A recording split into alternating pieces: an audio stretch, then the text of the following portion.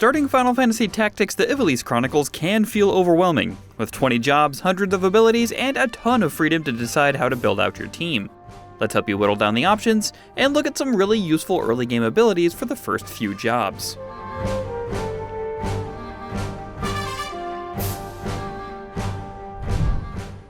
You can learn any job at any time as long as you fulfill the previous job's requirements, but many classes' usefulness is gated by when equipment becomes available in the story. For this reason, jobs like Dragoon or Samurai aren't worth reaching for early on, because the weapons you need to really make use of them can't be obtained yet.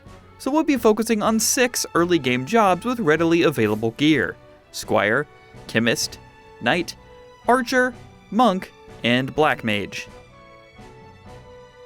Squires might be the starting class for most characters, but that doesn't diminish their usefulness, especially when their skills are used to level other classes. I often have Fundaments, the Squire set of action abilities, set as my secondary commands late into playthroughs of Final Fantasy Tactics.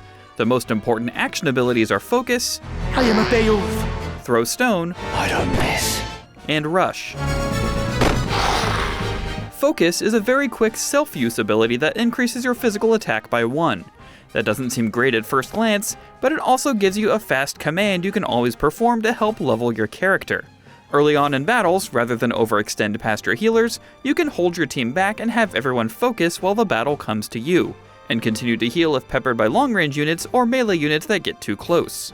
By the time the enemy gets there, you'll be hitting for a lot more than when you started, and will have gained a ton of experience and JP in the meantime. Throw Stone is another important action ability, and it does just what it sounds like: throws a rock at a nearby unit. Stones don't do a ton of damage, although they do scale a physical attack, so Focus makes them stronger, but it will be your primary way of dealing damage from a distance until you start using more archers, and you can throw stones at allies to gain experience if you haven't yet learned Focus. Rush is an attack that only reaches one square and has the chance to do higher or lower damage than shown on screen, but can knock enemies back or off the sides of cliffs, and can't be blocked, dodged, or provoke a counter. Use it to secure a kill on a critical enemy, or to avoid being hit back. Fall! Not like this. JP Boost is an absolutely vital support ability from Squires. It increases the amount of JP and job XP for every action you perform. If you're in a battle exclusively to level your characters and not to progress the story, there's no reason to not have this equipped on everyone. Movement +1 does just what it says, increases your movement distance by 1. Used in conjunction with Battle Boots, an early game accessory, this will greatly stretch the ground you're able to move across. This is the best way to increase that distance until you learn Movement +2 after unlocking Thief. Tailwind, a Ramza specific ability, increases a nearby unit's speed by 1. This makes Ramza a great support unit, as he can help a party member that's flagging behind the rest of the team in experience, giving them extra turns to catch up. Pretty much all you need for Chemists in Chapter 1 are 2 action abilities, Potion and Phoenix Down, in order to keep your team alive, as status effects won't be too much of a problem until much later. But the reaction ability Auto Potion and the support ability Throw Items can be very useful.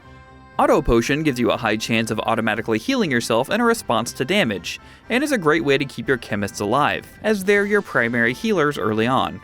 Keep in mind this does dip into your own stock of potions, meaning it can be easy to run out if you don't buy more. The lowest quality potion available is what will be used, so when you're beyond the point when restoring 30 HP isn't enough, sell all your regular potions while keeping some high potions so you'll use those instead, and then do the same for X potions. But early on, regular potions are plenty. Throw Items is an innate ability for Chemists, meaning they don't have to learn and equip it in order to actually throw items. But for anyone who isn't a Chemist, this greatly extends the range at which you can heal or revive allies. Keep in mind that this ability works as a line of sight. If there's an obstacle in the way, the item won't reach your target. A quick note before we move on. Chemists become much more useful again once guns are introduced as a weapon type. That's a great time to switch some units back to this job, as that's around when you'll start to need better healing items as well. This early in the story, there aren't too many abilities that are vital for a knight, as you'll primarily want to use them for their innately high attack and defense, and their skills can be inaccurate.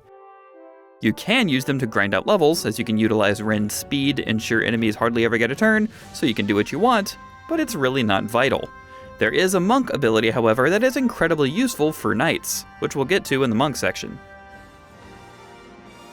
Since all archer action abilities are just variations of the aim command, what we're focusing on here is one support ability, Concentration, and one reaction ability, Speed Surge.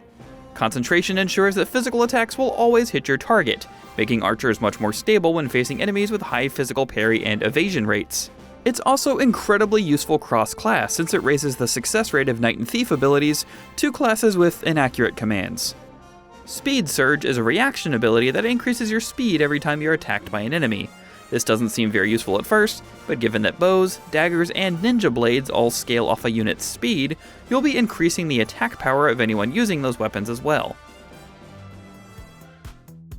Monks might be one of the best classes in the game as they hit really hard, have a ton of utility, and several vital cross-class skills. Unfortunately, some of their better abilities take quite a bit of JP. Let's cover action abilities first. Aura Blast and Shockwave are two different ways to attack from a distance. Aura Blast hits a single target from 3 tiles away, and Shockwave hits everyone in a line at a distance of 8 tiles, as long as their elevations don't deviate by more than 2. It also won't hit anyone with a float status since it comes up from the ground, but you'll rarely encounter that status this early on. Chakra is a 100% success rate instant healing ability that restores HP and MP to the unit who casts it, as well as anyone next to the monk, and it scales off that monk's attack power.